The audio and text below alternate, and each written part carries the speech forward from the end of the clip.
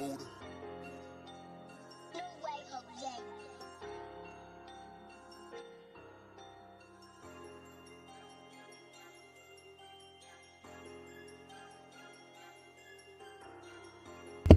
right, let's go. Liberation Minded Media. Of course, it's Jay Dizzle. So what I want to talk about today, get into a few different topics.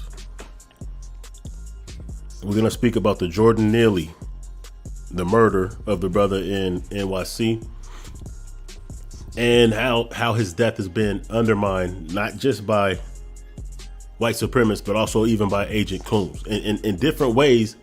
Some ways the same, but in different ways as well, because the strategy is a little bit different for how they undermine, the deaths of our people when we're murdered, even on the mainstream, compared to how they contrast. So I'm going to show you guys that they contrast, like even mass murderers will get more love from the mainstream. See, this is all agenda, and it's all designed to undermine and belittle and delegitimize and devalue our lives. So we're going to get into that. We're going to get into the reparations situation. A little bit later, I'm going to tap into a broadcast that's going on right now by my brother Shabaka Sankore. And I'm going to call in live. Something I've never done before. I'm going to call in live and we're going to chop it up and see what they're talking about. All right. So shout out to everybody that's watching. Matter of fact, salute to the Honorable Minister Louis Farrakhan. I believe today is his birthday. He's been going on 60 years strong in the trenches for our people. A great example. Regardless of how you feel about him, you can't take his resume from him. And it's important that we always honor those who are trailblazers before us, because in one way or another, the NOI did affect all of our consciousness. Whether you rock with them or not, it's undeniable that the consciousness of our people was directly influenced by the Honorable Elijah Muhammad. That's just a fact. So let's go ahead and get down to business, y'all.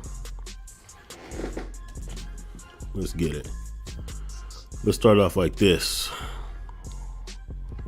Let's get to the Jordan Neely. Jordan Neely was a street artist known for his Michael Jackson impersonations before he was tragically killed in the New York City subway by Marine Corps veteran Daniel Penny.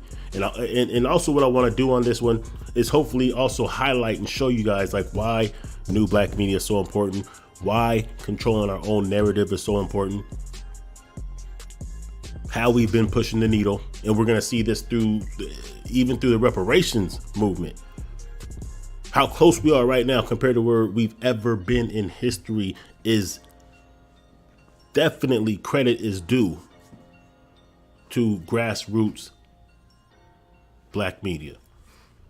And that even includes those of you who are on the streets, of course, But I mean, even those of you who may not have a platform, may not speak on your own media platforms, broadcasts or whatnot, but are sharing different things, that are retweeting things, that are tuning in, that are commenting, that are pushing, that are giving the energy, the positive energy to these movements. That's very important. Because anytime we start to make progress, you'll understand, or you'll notice that the resistance builds. New level, new devil.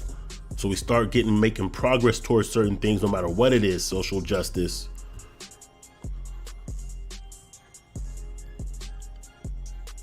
reparations. We start building kind of like the black towns that we built in the past, kind of like Wall Street, Black Wall Street. When we start doing certain things, we start showing that we can do things on our own, grassroots, independent, from outside assistance, it comes under attack. Because white supremacy can't hold itself up saying that we are inferior to y'all Negroes if we're showing them that we can do without them. That sets a bad precedence, not only for those of us FBA here in the United States, but it sets a bad precedence to black people worldwide.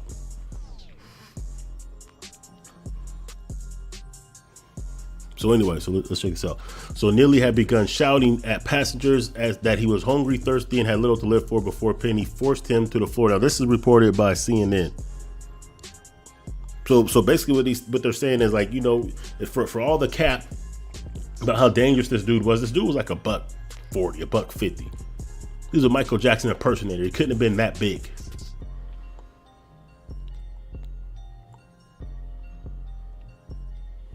Now check out like some of the stuff that people were saying. Here's Twitter. Here's some chick, I don't know who she is, some Italian, first generation Italian. So that means she just came from Italy. And this is what you'll see happen every single time. One of ours is murdered. The first thing they do is undermine. They did this to Mike Brown, George Floyd, Trayvon Martin. It doesn't matter. The first thing they do is undermine who that person was. They start looking up dirt, how many arrests they had. They had arrests. They said something wasn't agreeable. They look for reasons to basically, what they're doing is they're subtly devaluing this person's life so that people will look the other way, like, oh, okay, well, pretty much they deserved it. That's a tactic. That's actually a military psychological tactic. You dehumanize the victims, you dehumanize your enemies, so that way when the slaughter commences, no one feels some kind of way.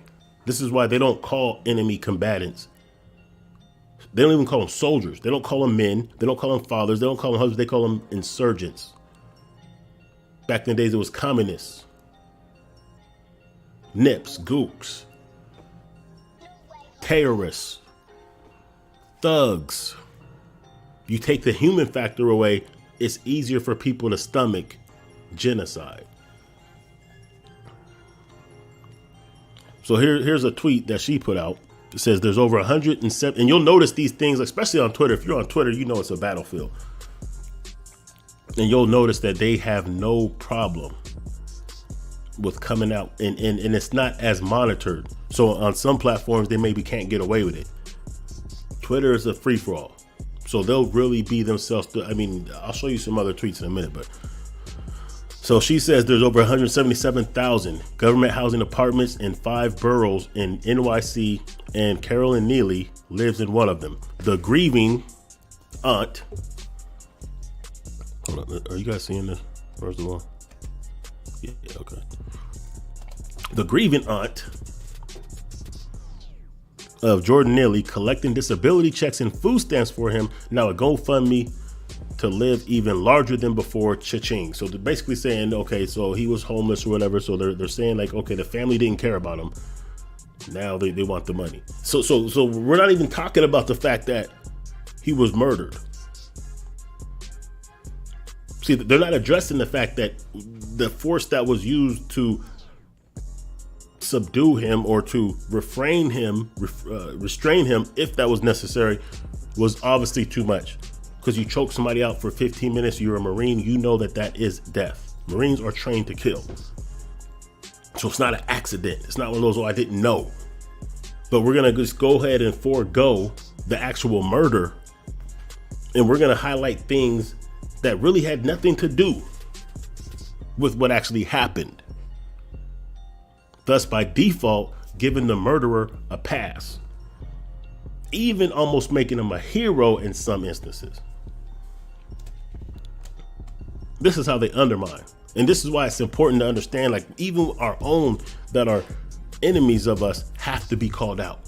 Because they may have different tactics, but the effect of what they're doing is the same. When you have some of these cats that will, for instance, like I showed you last video, the brother Deontay in Minnesota, who was killed by that female police, got 16 months, which ain't enough, but it's more than she would have got if the new black media didn't put pressure. If the streets didn't put pressure on her to be arrested and charged, she wouldn't have got any time. And then you'll see coons that'll say stuff like, see, this is the problem. See, what they'll do is they'll blame the black grassroots community. This is the problem with the way they're doing their movements, and you know what I'm talking about. I mean, it's the same thing. What you're doing is you're delegitimizing what happened. You're moving the focus from what happened and who was wrong into talking points that are totally irrelevant, which basically by default gives a pass to the guilty. Check this out. I said it before. Hold up. I said it before and I'll say it again. This is George Floyd all over again, just waiting on the Summer of Love 3.0, 5 state funerals and murals to go up. His family abandoned him to the streets for years. Now they want money. Nobody should give anything to them. Wait, nobody should give any of them a cent. Now peep gang. I don't know if y'all know this. Dylan Roof murdered 9 people in the church in South Carolina like 7 years ago. You know that he raised over $4.2 million for legal fees, which he didn't need because he pled guilty anyway. So in other words, what they did is they set up him and his family up for generational wealth after murdering 9 innocent people, 6 of them being women.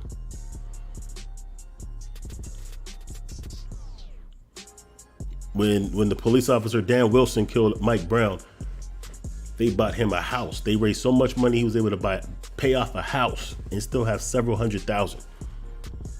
George Zimmerman raised millions.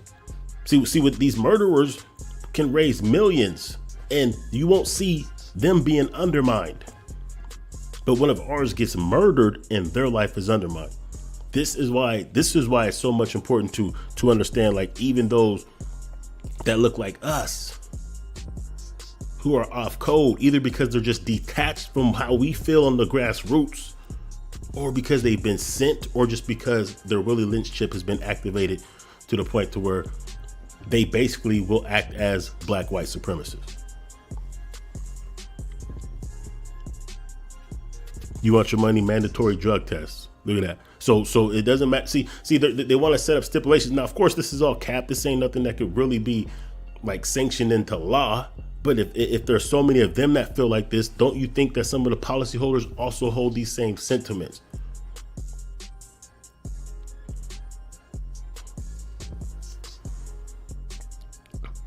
Yeah, these are kind of things you see. Now check this out. Now, of course, this is a dude who murdered, people in the Louisville bank, and this is just showing the contrast of how they do those of us, and this just goes to the point I was saying, that are murdered compared to white people who do murders. So when Connor Sturgeon, a white man, murdered 5 people, the media highlighted, great basketball player, suffered concussions, banker, all-American, middle class, popular, smart, college graduate. And they do these kind of things. We've seen it over and over again. If they don't do that, then what they'll do is they'll say things like, oh, he was bullied. He had a rough time. He couldn't make many friends. People would make fun of him. But you know what I'm saying? They'll make excuses for his actions, or they'll highlight the positive attributes. Oh, he bought Taco Bell for the homeless one day. But then when it's us, murdered, then he had 40 prior arrests. So what they're doing is they're saying, like, basically what they're saying is, hey, we didn't really need him alive anyway. His life wasn't really valuable anyway. He was a menace anyway. Maybe this white supremacist who killed him did us a favor by getting rid of him. It's part of the devaluation, dehumanizing of black life.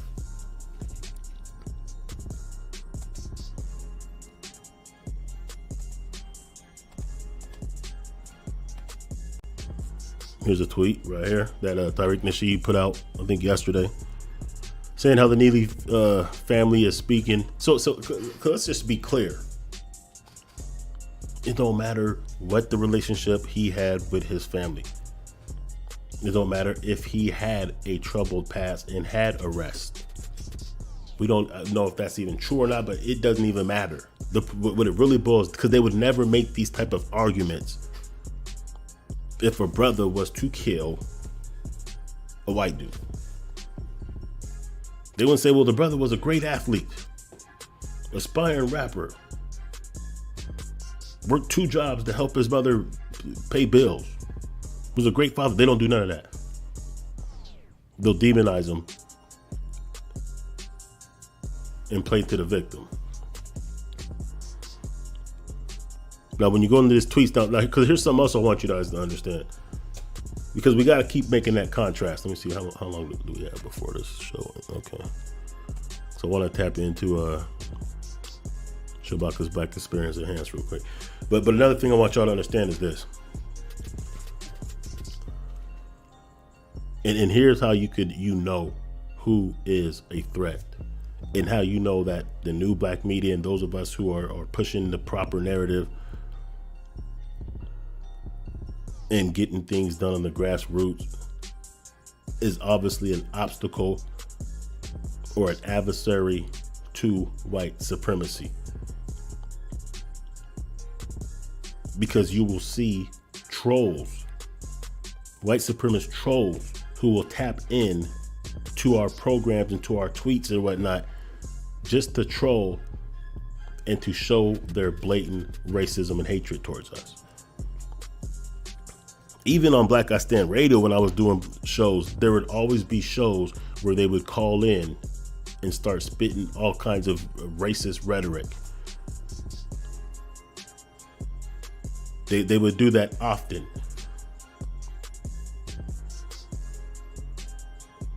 They would call in to my program just to spit racist rhetoric. And it's not like the program was really that popping, as far as like, I wasn't getting tens of thousands of listeners per stream, but they will still find their way, because when they hear something that they think may be motivational or that may be exposing them, they come running to troll. Now check out this. Here's the tweet that Tariq Nasheed retweeted, and here's some of the response from people. They cared so much about him. Why didn't they help him? So see, once again, we're not talking about the act of murder that occurred. We're attacking his family. Did Neely show remorse for the grandma he beat up 7 years, or the 7-year-old that he tried to rape? 2 questions. Number 1, do we even know that's true? Number 2, who found time to look things up like that? Like why is there first there? That just shows you something. Let's say it is true. I don't think it is. I haven't seen anything to substantiate that. A lot of times they just lie and make up shit just to demonize, because this is just what they do. See, they also have their grassroots white supremacist media and their fluffers and their signal boosters that put their narrative out.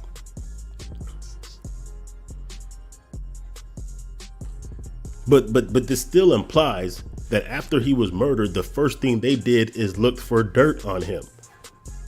Remember, they didn't even want to release the dude who killed him's name. That only came out because of the black media. That's it.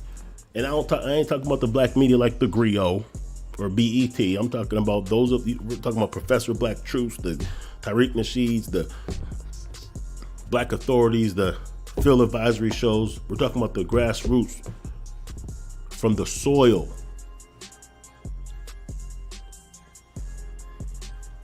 So that's what I wanted to show you. That let me see something real quick. I want to tap into this before it's too late, but I just want to show you guys the contrast, because like, look at what will happen when it's us from the grassroots that are actually making progress. Look at, we got Foundational Black Americans trending, Farrakhan's trending. Look at that. This right here, this right here is all you need to know about the impact and influence that we're collectively having in social media and the world. And this scares white supremacists. This is why they keep undermining the reparations movement. Because remember, a lot of their ego, a lot of their self-worth is built into the fact that they have collectively more wealth and that they have us in a subjugated position. So the idea that we may get reparations, close the wealth gap, because they know it's not going to be just closing the wealth gap, we're going to flip it. And this is what I want to also go into before I get into this broadcast. Let's go ahead and play. Hold up. Matter of fact, I want to get into this a little bit later. Y'all can't see that, but let's get into this right here. Before we tune in and tap into Shabaka's Black Experience, I want to show you this real quick. Not being Black American, but being Caribbean American, meaning my dad was born here, but his family was born in Haiti. My mother was born in Trinidad. Still descendants of slaves. Anybody that is in the Caribbean for the most part, specifically Haiti, let's give it up, because if Haiti didn't run it up, if we wasn't doing the machete chopping and all of that, nobody else would have really felt let's do this. But let's be real real quick. She has a point, right? We love what Haiti did. We love it.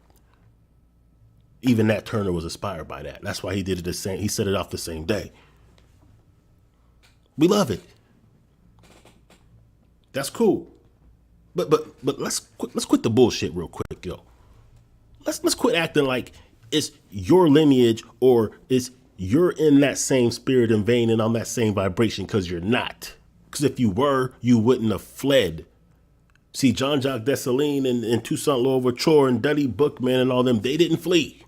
They stayed there and handled their business. And once they handled their business, what happened? They were sabotaged by the Coon class. Sabotaged them. First, it was Toussaint Louverture.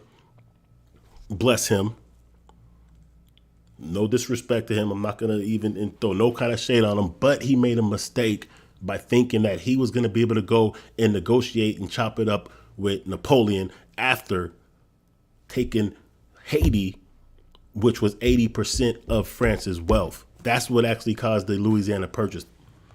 Everything west of the Mississippi begins to get sold, which made America double, because he had to recoup his losses. When you win a war, you don't make mistakes by trying to negotiate with those who you just beat in a war. He made that mistake. And then he went there to try to chop it up with them, and they put him in a prison and let him freeze and starve to death. Okay. Then what did the rest of the class do in Haiti? What did the Coon class, especially mostly mulattoes, do over there in Haiti after that? They didn't just kill Jean-Jacques Dessalines, who was then now the president when Toussaint Louverture was murdered. They didn't just kill him. They chopped him up and scattered him all over the citadel. That's what they did.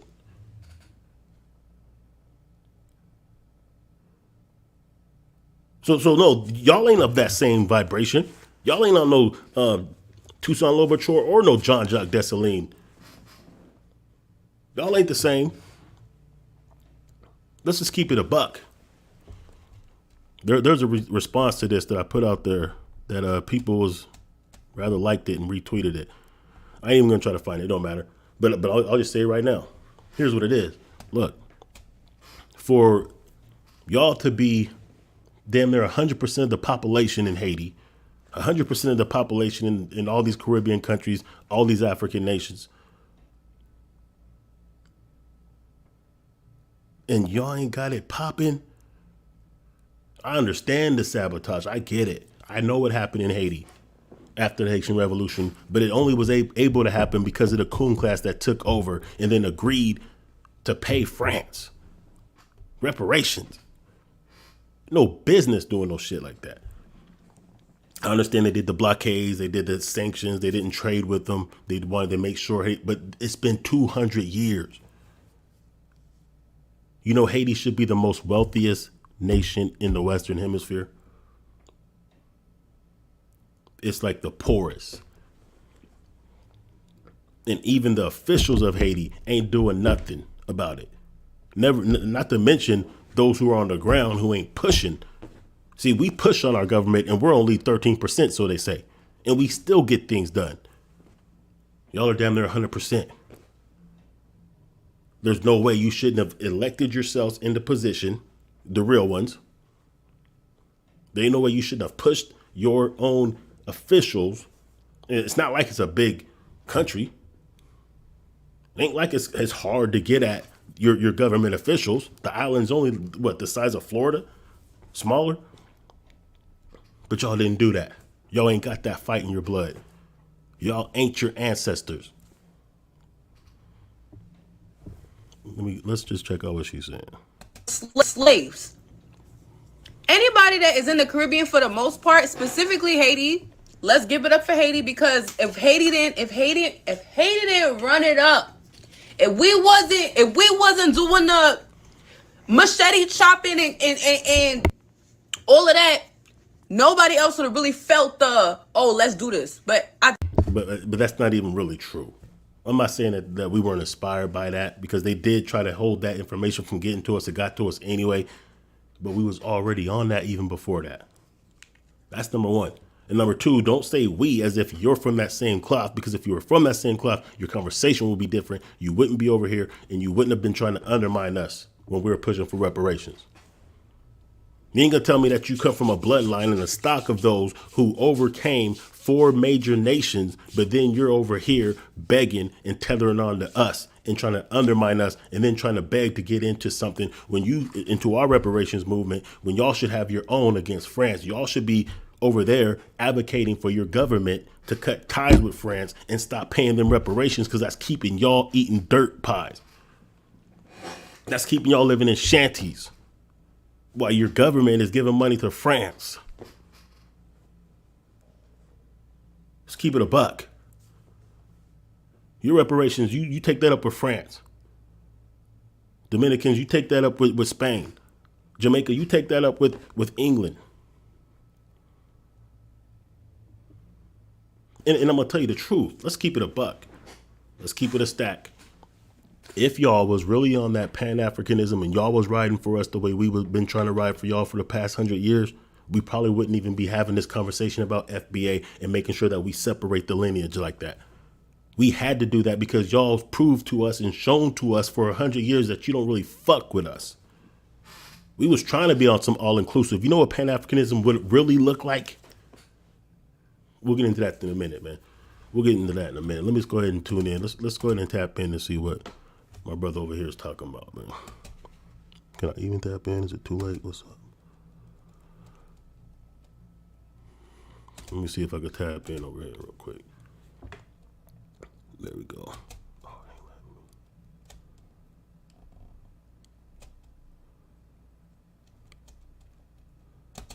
damn it. Okay. I'm gonna have to do it like this.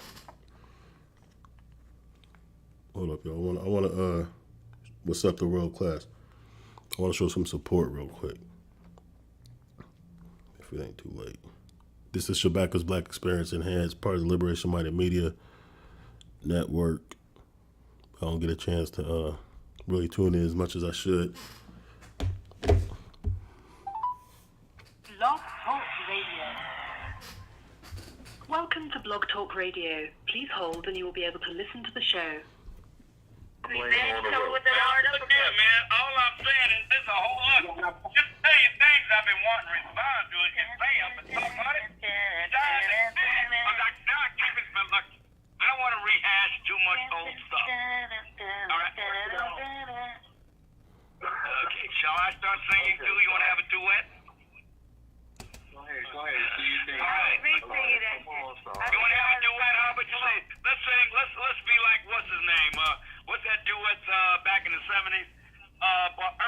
Peaches and Herb. You want to be like Peaches and Herb? I got you guys. Go ahead, Sarge. I'll just play. All right, well, look, why don't you let me say what I got to say, and we can save the singing for a little bit later. What do you think? Yes, sir. Go ahead. Okay, good. Thanks. All right, now. I just want to say this. George U.S. identify white. What? Dinner. Man, you were breaking up. I didn't hear what you said. I said the majority of U.S. youth identify as white.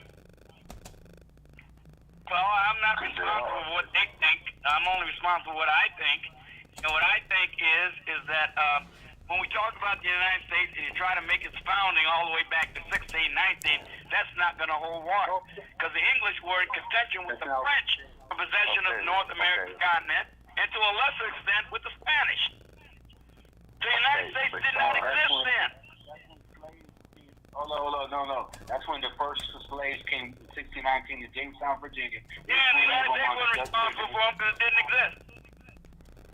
Okay, it came from the islands on the Dutch ship. That's history. Yeah, I understand that. The United States was not responsible for it. It did not exist. SARS. Oh, yes, it did. They still did it. I don't know why we can't, why the obvious is still. Now, look, if you're going to say there are common law antecedents from that time, yes, then I'm going to agree with you. But much of it was rejected in the Revolution, like the divine right of kings, like the idea of inalienable rights, like the fact we hold it true to be self-evident. There were many things in 1619 that were true among the colonists that were not true in 1776. Okay, but SARS. The United States of America.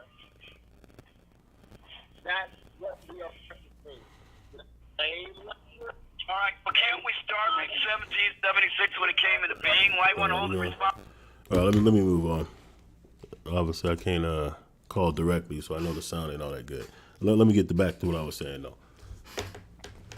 Let's get back to what I was saying, but make sure y'all check out this program right here, Shabaka's Black Experience Enhanced on Blog Talk. Here's his Facebook if you want to follow him there. But let me say this, though, because now what we're seeing is a lot of these tethers and immigrants, they ain't all tethers. Some of them are just misinformed. Some of them just are uneducated. Like I showed you that video like a week ago, and the lady there was even saying that they don't really be knowing their history like that in some of these African nations. So let me just say this, though, because now she's basically saying that they should be getting in. Now I'm gonna let her say it herself. Matter of fact, let's just let her say it. I digress. France ain't paying Haitian people because technically Haiti owes France for just wanting their freedom. The Brits ain't paying Trinidad either.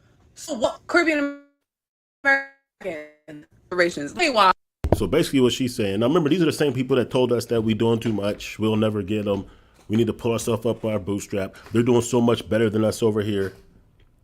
See, this was before they really seen how much progress we were going to make. Now all of a sudden they want to tether onto our movement. But let me explain something. We propelled Marcus Garvey to a worldwide leadership class 100 years ago. That's how long the Pan-African movement has been alive, over 100 years. Which means they had 100 years to get on code with us.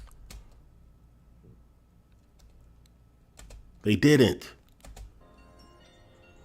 They told us we ain't really them. They disassociated themselves every chance they got from us. They talked down on us. They undermined us. They joined forces with the same people who destroyed their homeland. They didn't fight in their homeland. They came here so now they want part of the pie that they didn't even help us get. And the reality of it is, if they was really rocking with us the way that we was trying to rock with them for the last 100 years, we probably would have already got reparations for all black nations in the diaspora. If they was really rocking with us like that, guess what? We would have never had to form FBA. We would have never had to identify the way we're identifying now to make sure that we draw that line between who is who. Because we would have been on some all-inclusive, all in together, because we want everybody to win. And we probably wouldn't have even made that distinction We had to do that because they showed us they wasn't really rocking with us like that. I know it ain't all of them, but it's enough of them. It's not only the ones that the mainstream will put in front of our faces with the Mark Lamont Hills, the Moist Lamont Hills, the Roland Martins, the Candace Owens. It's also even on social media. You see how they be trolling us all day. They go out of their way to disrespect us for the entertainment of white supremacy. They go out of their ways to suck up to them. But now that they see that we're getting this progress, they want to jump on it now.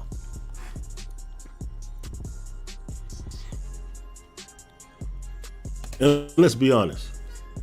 Let's talk about what Pan-Africanism would really look like if it was done properly from the get-go. What it could look like. What it should look like. So the resources are in Africa, right? These African nations have gold, cobalt, diamonds, copper, platinum, emeralds, oil, tin, you name it, it's over there. But who's controlling these resources? Non-African, non-blacks. Controlling these resources, extracting them, refining them, taking them to Europe, and Europeans are getting rich off it. The Bears control the diamond mines. Now, if there was some real cooperation going on, this would be an easy fix. First of all, they could pull resources from these nations, especially from the United States. Every time they murder one of ours, they could say, we ain't doing business until you guys get that right. Because remember, power only respects power. You can make them hemorrhage blood or money, then you can move the conversation. But if the codification was like it should be, here's what it could look like. I'm just going to paint a picture. And in Zimbabwe and in South Africa, there has been a movement for them to take back the diamond mines. I don't think they really substantiated that yet. But imagine if they took back over their resources, controlled their resources. Okay, they know FBA niggas. We like the flash. We like the pizzazz. We like the bling. We like to get jiggy with it. Okay, they could be like, okay, look, here's what we're going to do, FBA family. The best of our diamonds, the best of our gold, the best of our platinum that we don't utilize within our own countries over here in the continent, we're going to sell them to you on the low. Yeah, we still need to make money, but we're going to sell them to you on the low because we know those chains that these rappers be buying from these Jewish cats for $500,000 didn't really cost $500,000 worth of resources. It probably cost like a thousand really. The rest of it is just name branding. So we're going to give you some diamonds, some gold on the low. Y'all make jewelry. Y'all do what y'all do. Y'all bling it up. Y'all want some of that coltan, that cobalt, so you can make smartphones and you can make computers. You can make whatever. We're going to give them to you on the low. Y'all whip that shit up. Do what you do. And we're still going to do business with Europeans, but we're not going to give them the best of diamonds because we don't want them to compete with y'all. Now we doing business. We trading. We eating together. Now we can have superior product and access to superior resources. And by default, the wealth gap increases on both sides.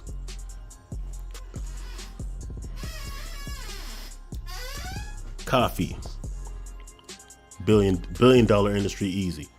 Chocolate, multi-billion dollar industry easy. You know those chocolate farmers in Ghana, Nigeria, and West Africa, they don't really make shit. Because the Hershey's companies, the Swiss cocoa companies and all that shit, they don't pay them workers for shit. They're basically slaves. They basically make enough just to continue to keep on farming. They're basically sharecropping in their own country. But what if they said, you know what? You know, we don't want to sell it to y'all. We don't want to sell it to this. We don't want to sell it to Hershey's. We don't want to sell it to y'all major Mars companies and all this and that. We know that there's some FBAs over there that could whip up some confections. We'll give them superior product on the low, not on the low where they ain't making money. We would never ask that of them, but cheaper than their competitors in a superior product. Therefore, they have the advantage the same way they're given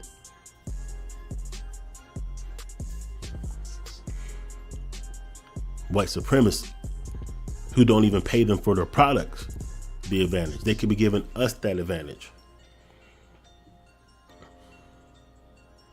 Now all of a sudden you see industries being built up on both sides because they would actually get a fair value for their resources, and we'd be able to whip it. This is what true Pan-Africanism would look like. The rubber game.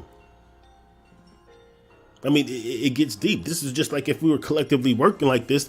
Imagine what 100 years of working like that would be for the continent and for the diaspora. The resources are ours. We got the resources. Y'all got the resources over there. The Caribbean has resources, but all these resources are being utilized to build up Europe while you guys are poor and while we're on the bottom here, when it doesn't have to be like that.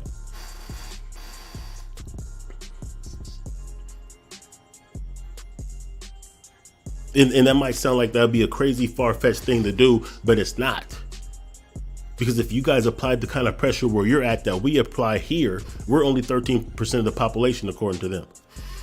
Y'all are 95% of the population where you're at. There's no excuse. Get them house Negroes out the damn game. Then you don't have to blame the government. You should be the government. I understand what went on psychologically, education-wise. I understand the brainwashing that has went on. But you have too much access to information in 2023 for that to be a hindrance or an excuse. And your mindset being that will come here and attack us and uphold those who are responsible for your demise over there shows you everything that we need to know. It says it all, speaks volumes. See, the game could be a lot different. And it's within our capabilities and our potential to change the game. Because what we're doing over here is against all odds. We're doing Mission Impossible and pulling it off. You think they want to be having this conversation in California about 1.2 million for every resident there? No, we pushed it. And that's going to set precedents for the whole country. And this is why you're seeing these conversations all over the country, all over the nation. This is why politicians now have to speak to it. Even if they're not sincere about it, they have to give it lip service at least, because they know the conversation ain't going nowhere, and they know politically it could be harmful to them if they don't at least play to the reparations conversation. But it's going more than just playing for it. We're looking for actual tangibles, and we're staying on code about it. And this is why they continue to push these mainstream media apologists on us to undermine the movement. And even some of those smaller platforms, these Taharka Bays and these other clown ass agent Negroes are going along with it. But like I said, you got to just look at it like this. We can go into this video right here, and she dropped. Look on YouTube, we can look on Facebook, we can look all over social media, and when you see real ones speaking a real narrative and doing real things, and you see the grassroots making real progress, you'll always see resistance from coons, tethers, and white supremacists. But when you go over to some of these channels and some of these platforms, these fake ass platforms like the Griot and BET and these Taharka Bays and these other coon class and tether class, you don't see any resistance on their platforms.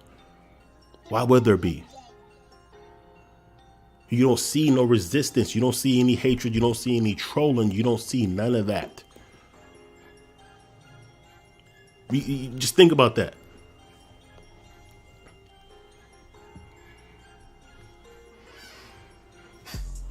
In fact, let's go ahead and look at this.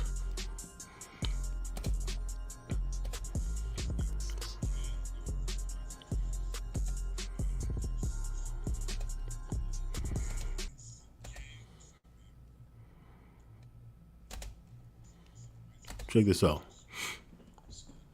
Now, like I said, when I had when I was on Block Talk Radio for all those years, I didn't have no platform as big as like Tariq Nasheed's. And remember, this was like 7 years ago when I was really doing it. When I did certain programs on certain topics, we would get people that would call in. We would get these type of callers that would call in regularly. Because when they seen like it, the broadcast going live and they see the topic and they tune in and listen, they didn't like what they heard. Because they understood if that starts to catch on, they're going to be exposed, and sooner or later our people are going to get codified and be able to get things done. So this is why you see this. Like look how many trolls you're going to hear on this.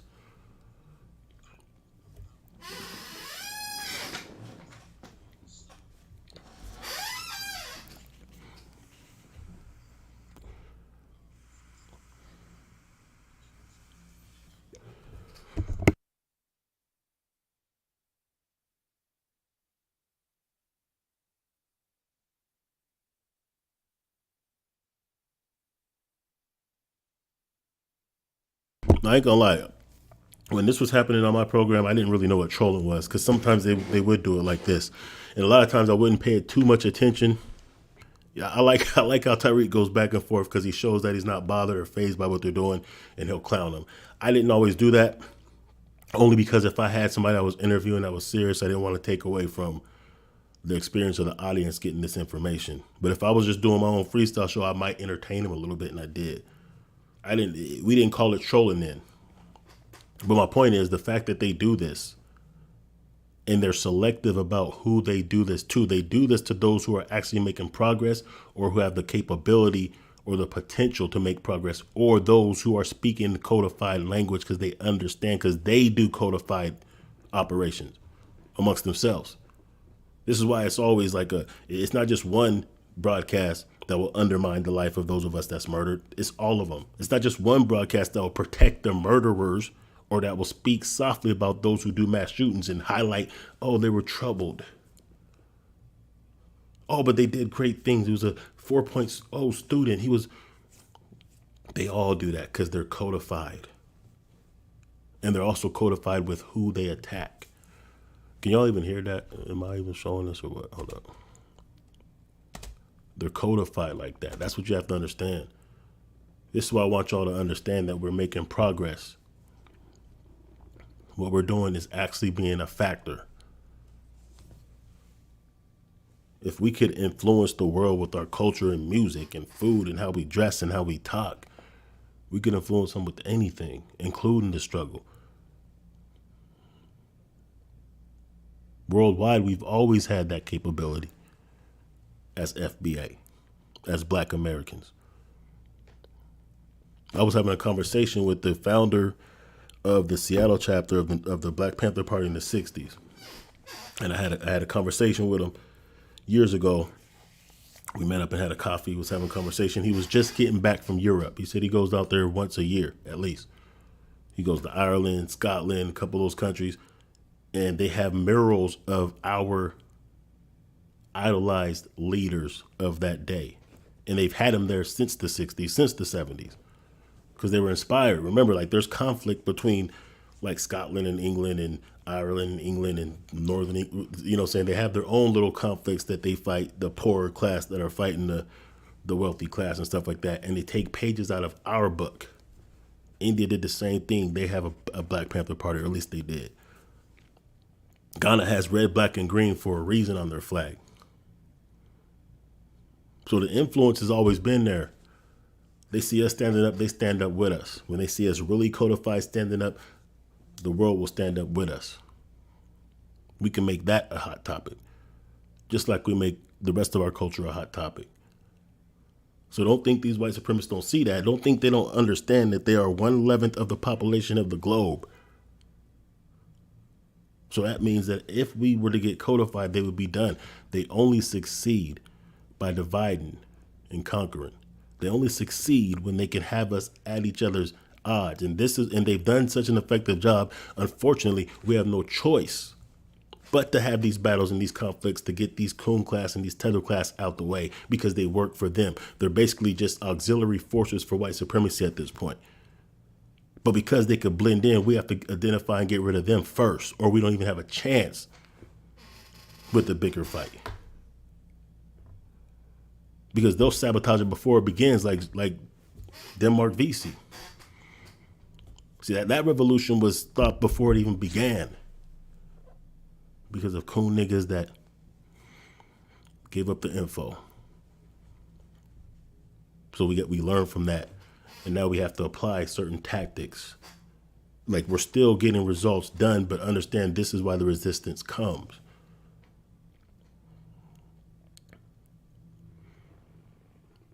And it mounts up greater the more progress we make. So now we're this close from reparations. 100 years, hundreds of years, we couldn't move the needle. All of a sudden, we're able to do this. Of course, they're going to be coming against us like that. Because it signifies something. It's potentially the end of white supremacy. You can't say you're... This is why they always held our history from us. Because if we knew our greatness, they couldn't simultaneously tell us that we're inferior. This is why they start our history at slavery.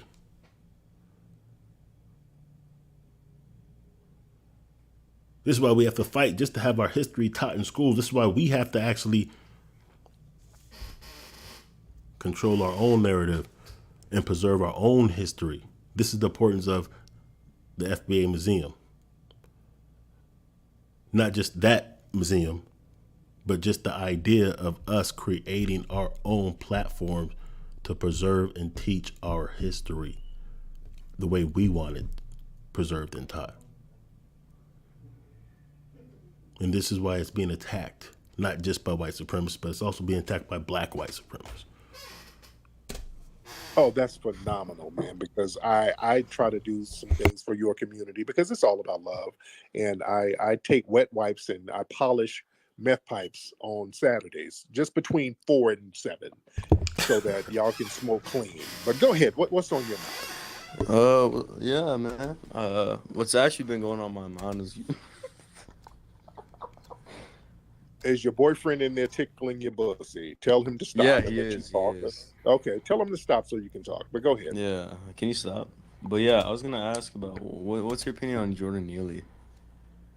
Well, Jordan Neely, I mean, you cowardly, your cowardly white supremacist brethren snuck up behind an autistic black kid and strangled him to death, and all of the other white supremacists are co-signing that. So, do you think the black community should get stronger necks? Is that what you're reduced to? Cowardly strangling of handicapped black people, and that's a win in your community? I think you guys should do. No, that's a good point right there, and that's actually a good thing. And this is why, even when they patrol my broadcast on Black I Stand Radio, or my last YouTube channel, or even on Twitter, this is why I don't get upset. Here's something I understand, and this could apply on both sides. But first, let's go ahead and make the point towards their side. When they reduce themselves to this type of trolling, it means they're losing.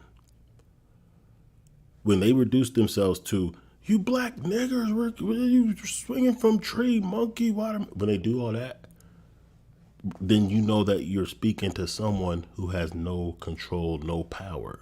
That's the only thing they got, and they're used to us having a certain reaction, which gives them power over us just because they can make us react.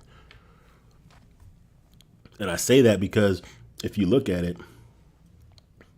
George Bush, he's racist. Bill Clinton, he's racist. Ronald Reagan, he's racist.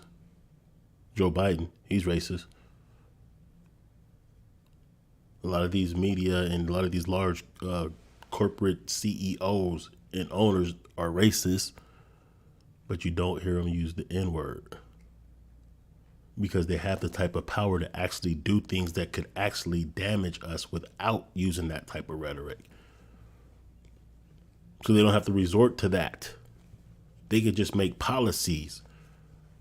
And this is why, I fell back from the rhetoric of crackers. And even though I love it, it rolls off the tongue great.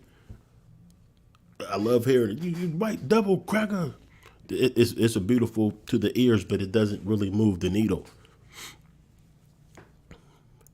It would be better off to just speak in a way that they can't gaslight and actually have the power to actually move real policies, economics, narrative, movements like reparations and social justice. That's real power. So when we see these things, and it's entertaining, I like to see how he handles it. I love how he handles it. Because it really just shows this is where they're at now. Because they could see the end game. They can see their empire crumbling. They can see the rise of FBA. They already know. We close that wealth gap. Niggas get reparations. All of a sudden, our percentage of industry ownership increases. All of a sudden, we're not reliant on them. Now, we can create products and services probably better, and because we trend with everything we do, it won't just be us buying our own products. It'll be them. It'll be globally. That's what I was saying, like for real Pan-Africanism, if these brothers and sisters from the diaspora was really on some real shit, and we really made real moves, and this is what reparations would allow. It would allow more of us to be able to have the capital to do large business, reach out to resources straight from the source, which means we would have the leverage to create products and services superior.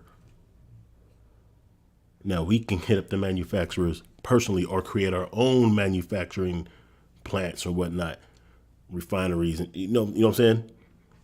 This is what would happen if we really were working together like we could be. But we're not. And it ain't us that's holding it up. So this is why we have to make these distinctions so we can say who's who. Now, our real brothers and sisters, stand up. And the first thing you do when you stand up is you shun those Negroes, those tethers that are trying to undermine us the same way we shun those coons that are trying to undermine us. We identify the real with the real, and we start, it's never going to be all of us. It ain't going to be all of us together doing this. It's not. It's only going to be those of like minds doing this. And that's all we need.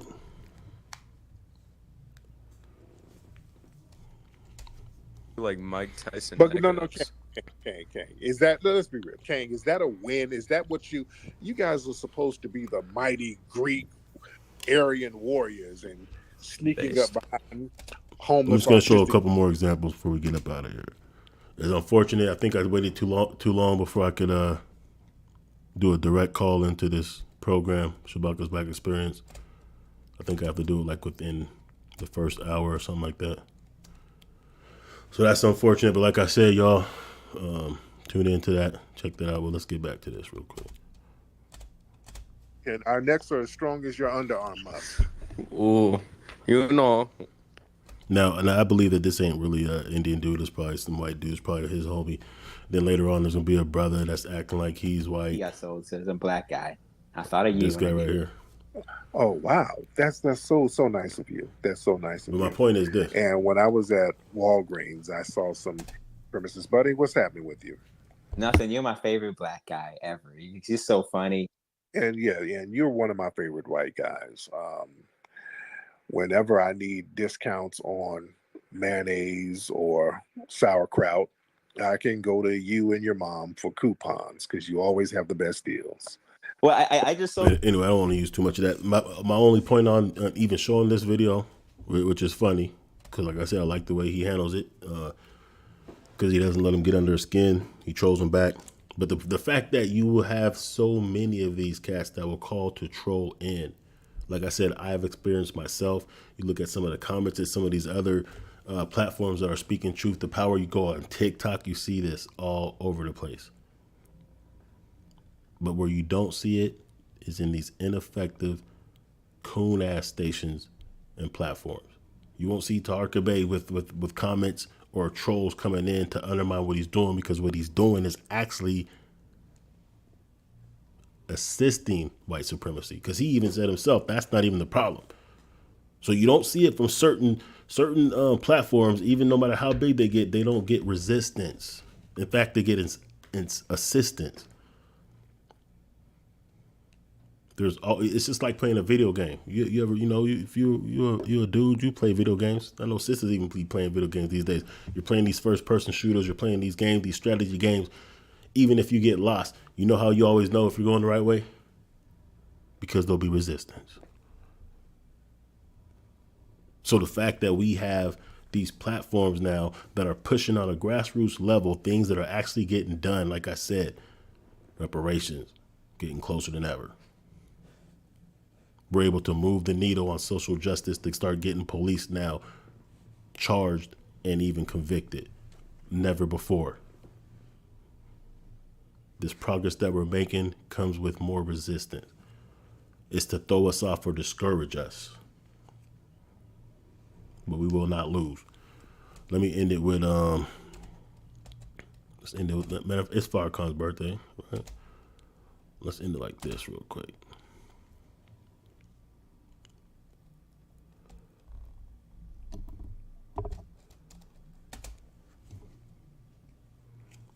Party with betrayers and snitchers and hypocrites. We all not gonna be together. This ain't no damn unity party with punks. This ain't no unity party with people who don't want the true liberation of black people. This ain't no unity party with betrayers and snitchers and hypocrites and weak-minded, weak-blooded, spineless black people. This ain't that kind of party. So you take your raggedy ass on home. But those who want liberation,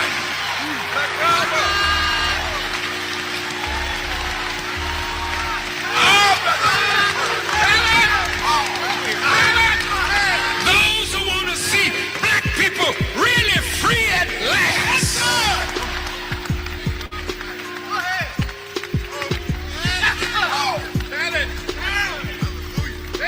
You walk away from these punctified Negroes unless you unite the like-minded of us, whether we are Christians or Muslims or nationalists or agnostics or socialists. If we are like-minded on reparations and on justice for our people, we are brothers indeed. But a black face ain't gonna make you no brother today. Go ahead.